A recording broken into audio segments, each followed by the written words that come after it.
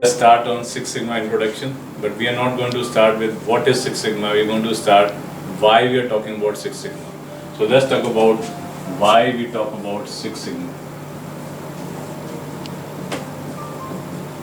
and how it got popular. Okay. So if I list down various improvement tools, there can be many, right? If I have a list like TPM improves, total productive maintenance is one of the tool. Total quality management is also one of the tool for good improvement. And we cannot say these tools, they do not work. It works well. Okay, we have worked in 99 to 2002 how TQM works. So TQM works well. Okay. Other tool, say FMEA, failure mode effect analysis. This is also a wonderful tool. SPC, statistical process control. Then we have ISO standards, measurement system analysis, okay, as Kaizen, small improvement, step-by-step improvement. This also works well within the organization.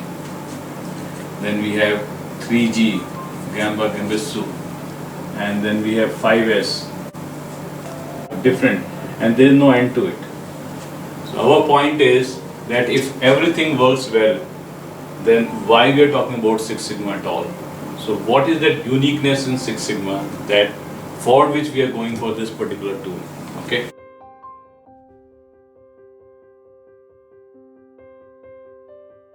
Okay, so we were talking about the uniqueness of Six Sigma. You can call it USP, unique selling prospect. Okay. What is great in Six Sigma? So I am listing down few points. The first point I want to talk about is ROI, return on investment. Okay, so Six Sigma came with one of the very unique feature called return on investment. That how this ROI looks like a financial term, right? Not a technical quality term. But why we're talking about ROI in Six Sigma? The Six Sigma is mostly used by quality professional and other operational people.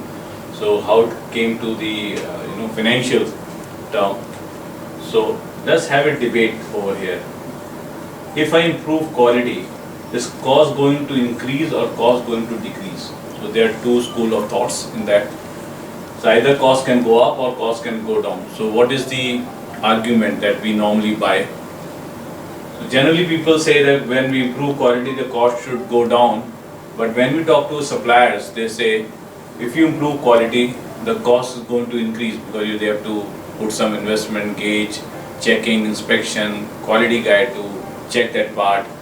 There is a gauging cost, there is a calibration cost, so the cost is going to increase. Because the cost is going to increase, they will not invest in the quality. So is it possible that with the improvement in quality, the cost is going to decrease in long term?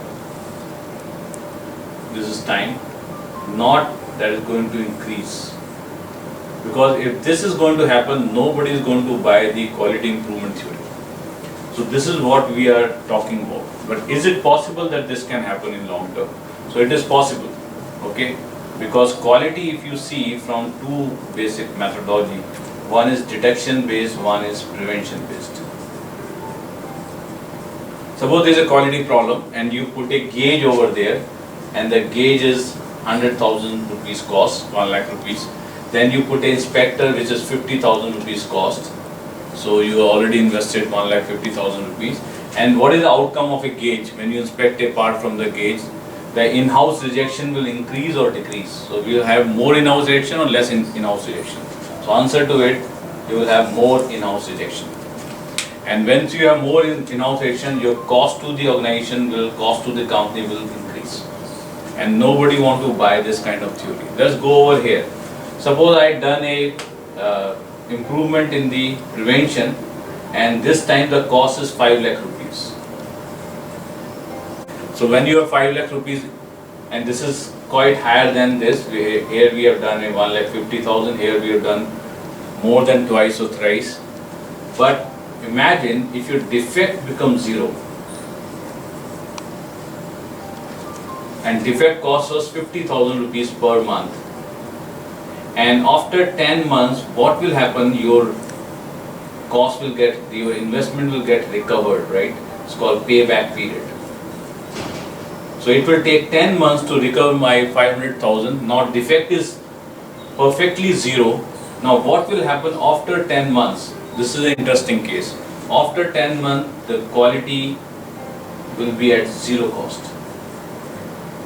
And many quality guru has said that quality is free. Free means after some time it will be free. And this is only possible when you are not into expenditure mode. You have to take quality as an investment theory, as an investment strategy. And this investment strategy is prevention theory. So if you recommend a detection-based method, your cost will increase over a period of time. If you recommend a preventive method, the cost will reduce over a period of time. So that is why we say quality is a ROI theory. Okay. So quality is free. This is the final take from that discussion. Now we are moving to the second part of it, and that is human competency.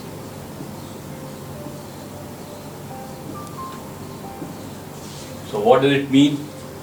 Can I say like that, before a organization become excellent, because say excellence theory, so organization will become excellent, is it possible that unless people are excellent, an organization cannot be excellent?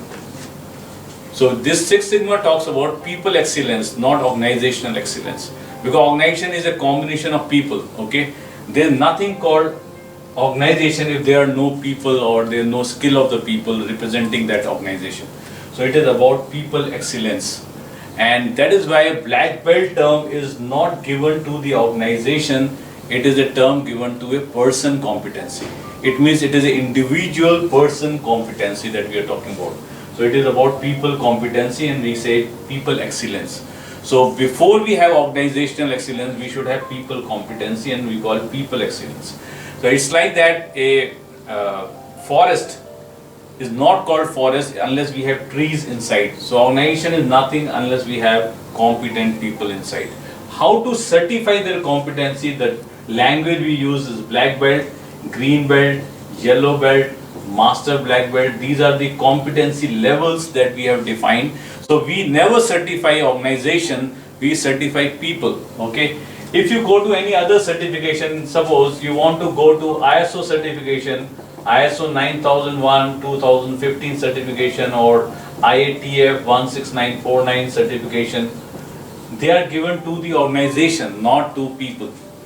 You have done the job, you have implemented the entire thing, but the main idea is that they give all those certifications to the organization but never recognize people competency. First time in history, in 1984 onward, when Six Sigma came into picture, it became popular because of recognizing the people competency. So that's the idea. So these terms are what? These are martial art terms taken from the martial art arena, and they designate people like that, so they are fit for fighting any kind of business problem. Here the fight term is not practically physical fight, is a mental ability to fight certain problems and win over the problem. So this is called people competency, is the second unique thing that Six Sigma introduced. Okay. Toolkit. What does it mean? Six Sigma has devised a toolkit which encompasses all the kind of tools that we were writing earlier, SPC, FMEA, you name all, designer experiment, all kind of tools, process capability studies are inside that toolkit. It means, what is the purpose of Six Sigma? It has defined a toolkit that nature of the problem, we have to select a type of tool and then apply that tool. So we are not learning here a particular tool like SPC. If you learn or got trained on SPC, you can only apply with some limitation, because SPC will have some limitation to apply. If you only learn value stream mapping, you have a specific case to apply that value stream mapping. But what Six Sigma is trying to do, they have given you a complete toolkit, see the type of the problem, based on the problem, select a specific tool and apply it in the problem case. This tool have simplest tool to the highest advanced tool.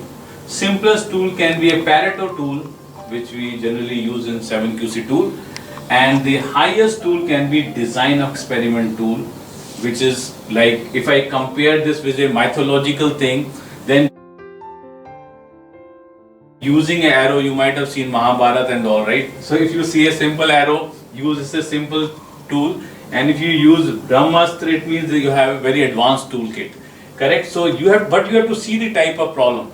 You cannot use a tool for a different kind of problem, right? Application of the toolkit. So they have very clearly defined which tool has to be applied in which case and how to collect data. And if the problem is simple, use a simple tool. If the problem is complex, use an advanced tool. That is the meaning of it. Example, if you want to kill a mosquito, we are not going to select the most powerful tool to kill any life, like nuclear weapon is the most powerful tool. But I am not going to use nuclear weapon to kill mosquito. I know it is a mosquito, so I will use a electrical method, or a chemical method, or some other method, or manual method. So toolkit is depending on the level of problem I am dealing, and this toolkit is very, very important.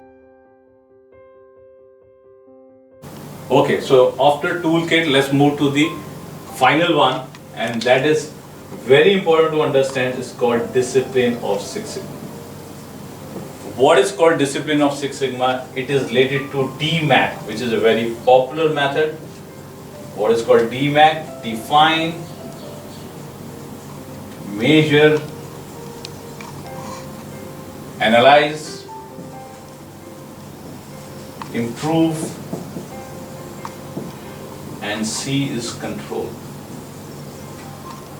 Six Sigma has developed a recipe, a discipline method, and by this method we can resolve almost all the issues. Why I say almost, we'll later on talk about it.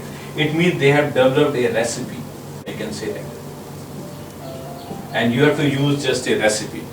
Discipline will bring the result, not a vague method that we adopt. So it's a very step-by-step defined method, like how we have to define the problem, what we need to do in measure, how we are going to analyze it, how we are going to improve and validate, and how we are going to control the problem. So they have developed method, and every step, I can say they are gates, every step there is a toolkit available. To define a problem, there is a toolkit. To measure a problem, there is a toolkit. To analyze a problem, there is a toolkit. So toolkit is already available, but we have a discipline to follow. Why we say that? Discipline brings the result. I was going through one of the discussion or conversation in one of the news channel, and we found that the discussion was on yoga. So one doctor was against yoga. He said just breathing, taking air inside and inhaling, exhaling cannot solve your disease or problem like cancer or big issue. So you are unnecessarily projecting it that yoga is very, very good, and we do everyday breathing. So it's not a how breathing can resolve, because same thing we are doing every day. Then why we are getting ill? That guy who was representing yoga subject, he said very clearly, it's not about breathing, it is with what discipline we breathe, how we inhale and exhale. It is about method. So unless we do a particular method we adopt, we cannot bring the result. So Six Sigma is not just a problem solving, it is a methodology that we need to adopt, and that discipline you can call it like a recipe. Again, we can say like that, if somebody want to get shed some weight or get fit, they know the recipe. Recipe is very clear. If I ask you, the recipe is very clear. You have to have a diet control, you have to run 10,000 steps or whatever. We know that, but the point is, people is not going to follow a recipe and they will say, "मैं तो मोटा हो रहा हूँ, तो उससे क्या कर सकते हैं?" So recipe is not followed. That is how Six Sigma, we do not follow discipline and we say the problem is not getting solved. So I say there are 4 uniqueness. Now this uniqueness is not, other tools are also using this uniqueness. So there are 4 basic things. That is why the Six Sigma came into picture. The first is return on investment. The second is it is people competency or people excellence. The third is it's a set of toolkit which you can apply for problem, and there's a discipline to be followed or recipe for a problem solving.